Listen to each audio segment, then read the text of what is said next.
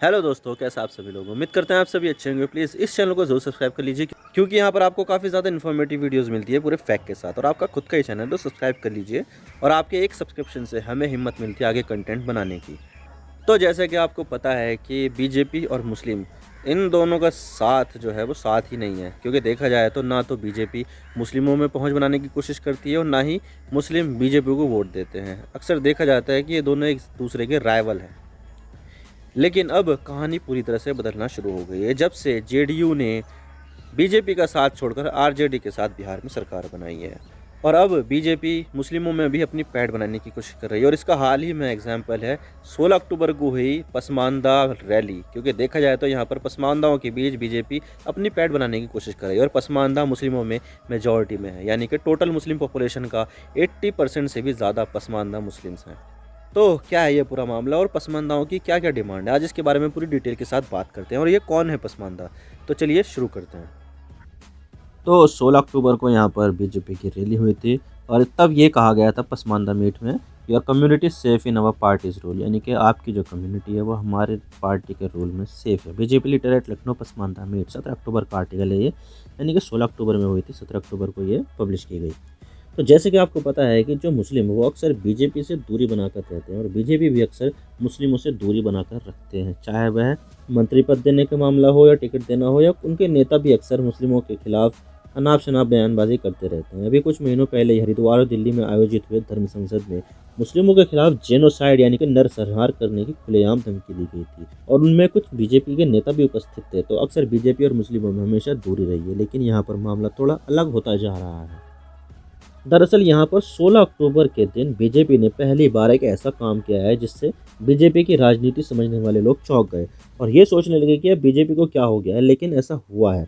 दरअसल बीजेपी ने पहली बार पसमानदा मुस्लिमों तक पहुंचने के लिए एक मीटिंग बुलाई, जिसमें बीजेपी पसमानदा में अपनी पहुंच को मजबूत बना रही है। क्योंकि देखा जाए तो पसमानदा मुस्लिम मेजॉरिटी में तो हैं बस, लेकिन सामाजिक स्तर पर काफ़ी नीचे हो गए हैं, जिससे उन्हें उनका हक ठीक से नहीं मिल पा रहा है।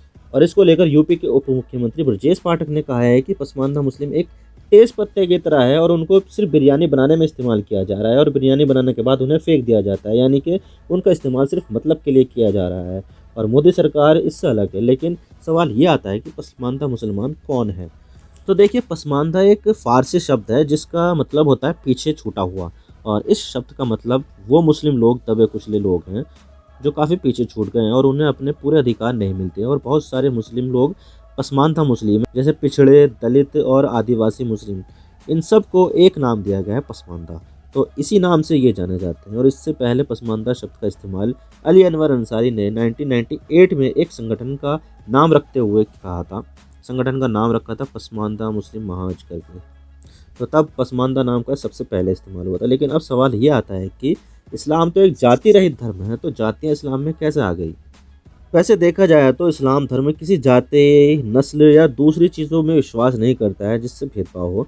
इस्लाम में सभी लोग बराबर है, चाहे वो किसी भी जगह से हो, चाहे उसका रंग कैसा हो, गोरा हो, काला हो या भूरा हो, वो चाहे वो कन्वर्टेड ही क्यों ना हो, इस्लाम धर्म में सभी लोग बराबर हैं। लेकिन भारत का जो सोशल स्ट्रक्चर है वहाँ पर जाति जड़ तक जमी हुई है। और अगर हम मुस्लिमों को देखें तो उनकी जड़ भी जाति में ही जड़ी हुई है। और बहुत सारी ऐसी चीज़ें हैं जो भारत के लगभग हर समाज में पाई जाती है। और यहाँ पर सच्चाई ये है कि भारत में लगभग सभी मुस्लिम हिंदुओं से मुस्लिम धर्म में कन्वर्ट हुए, यानी कि यहाँ पर जितने भी ज़्यादातर मुस्लिम लोग हैं वो सब पहले हिंदू हुआ करते थे।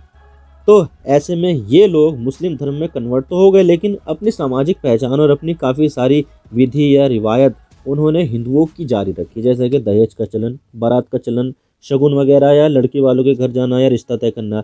ऐसी बहुत सारी चीज़ें हैं जो दोनों धर्मों में काफ़ी ज़्यादा कॉमन है। तो इसका मतलब ये है कि भारतीय मुस्लिम समाज की जड़ें भारतीय हैं और वो भी जातियों के बंधन में बंधा हुआ है।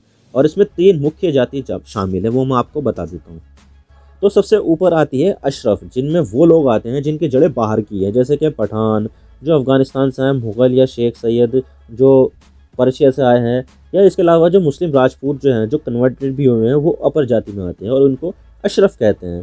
फिर आते हैं अजलाफ, जो हिंदुओं की गैर सवर्ण जाति से कन्वर्टेड हुए हैं, जैसे कि वैश्य हो गए जो सवर्ण जाति नहीं है। और इसके अलावा जो दूसरी जाति हैं जो जनरल में आती हैं, या फिर बहुत सारी ओबीसी जाति हैं जो सवर्ण नहीं है, वो हिंदुओं से मुसलमान में कन्वर्ट हो गए हैं। और इसके अलावा जो अर्जाल है, जो पहले हिंदू दलित होते थे ना, उन्होंने मुस्लिम धर्म में अपने आप को कन्वर्ट कर लिया और परिवर्तन कर लिया, तो ये हो गए अर्जाल। लेकिन सवाल यह आता है कि कितने प्रतिशत मुस्लिम पसमानदा मुस्लिम हैं। वैसे देखा जाए तो भारत में कभी जाति आधारित जनगणना नहीं हुई है, तो इसका कोई अंदाज़ा नहीं है कि कितने लोग पसमानदा मुस्लिम हैं, कितने प्रतिशत लोग हैं। वैसे शिक्षर कमेटी ने ये कहा था कि ओवरऑल मुस्लिम पॉपुलेशन में 40% ओबीसी, एससी और एसटी हैं। लेकिन पसमानदा एक्टिविस्ट और स्कॉलर ये कहते हैं कि actually Pasmanda overall Muslim population में 80 से लेकर 85% तक आते हैं, क्योंकि देखा जाए तो 1871 में हुए जाति और धर्म आधारित जनगणना में सिर्फ 19% मुसलमान ही अपर कास्ट मुस्लिम थे, यानी कि बाकी के बचे मुस्लिम पसमानदा मुस्लिम हुए। और जब बंटवारा हुआ था तो अपर कास्ट मुस्लिम काफ़ी ज़्यादा संख्या में पाकिस्तान चले गए थे, तो शायद ये 85-15 का अनुपात होगा। लेकिन फिर भी इसे 80-20 के अनुपात में ही देखा जाता है। लेकिन सवाल यह आता है कि पसमानदा मुस्लिम की क्या क्या डिमांड है। तो देखिए, मुस्लिमों में मेजॉरिटी होने के बावजूद भी पसमानदा मुस्लिमों का रिप्रेजेंटेशन जॉब्स में, सरकार में और बहुत सारे ऑर्गेनाइजेशन में, इनमें बहुत ज़्यादा कम है। तो इनकी यही डिमांड है कि इनका भी रिप्रेजेंटेशन हर फील्ड में हो, हर जगह हो। और 2014 के इलेक्शन से पहले पसमानदा मुस्लिमों ने ये डिमांड की थी कि दलित मुस्लिम जो हैं उनको अनुसूचित जाति का दर्जा दे दिया जाए और ओबीसी कोटा में भी एक ऐसा कोटा बनाया जाए जो एक्सट्रीमली बैकवर्ड क्लासेस का हो, यानी कि ईबीसी कैटेगरी का हो, जिसमें एक्सट्रीमली बैकवर्ड क्लासेस, चाहे वो हिंदू की हो चाहे मुस्लिम की हो, दोनों उसमें शामिल की जाए। और इसके लिए उन्होंने बिहार मॉडल का भी रेफरेंस दिया था, जहाँ पर ये मॉडल चलता है, जहाँ पर बहुत सारी मादलित जातियाँ भी बनाई गई हैं। लेकिन अब सवाल ये आता है कि बीजेपी अपनी पहुँच को पसमानदा तक क्यों लेकर जा रही है।